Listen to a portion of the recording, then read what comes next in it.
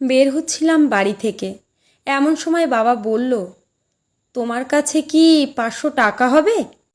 হঠাৎ কেমন যেন একটা অদ্ভুত অনুভূতি হলো। বাবা দিকে তাকিয়ে মনে পড়ে গেল সেই ক্লাস 2র একটি কথা। বাবাকে বলেছিলাম, বাবা 2 টাকা দেবে? বাবা বলেছিল, কেন, কি করবে 2 টাকা দিয়ে? আইসক্রিম খাবো।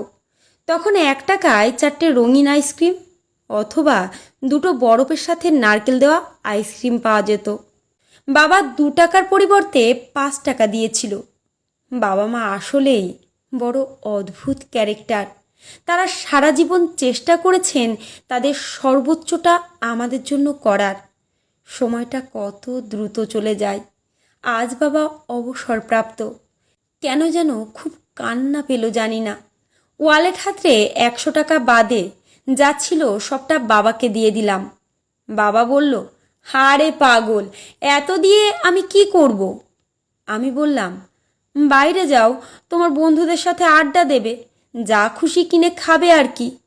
বলেই উল্টো ঘুরে হাঁটা শুরু করলাম, নিজের চোখের জল লুকোতে।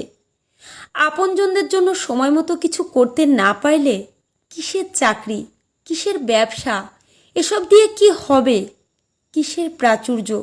সবই তো ক্ষণস্থায়ী।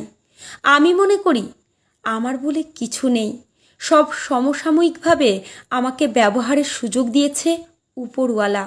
সব কিছুই ঠিকঠাক রয়ে যায়, থাকে না শুধু মানুষগুলো।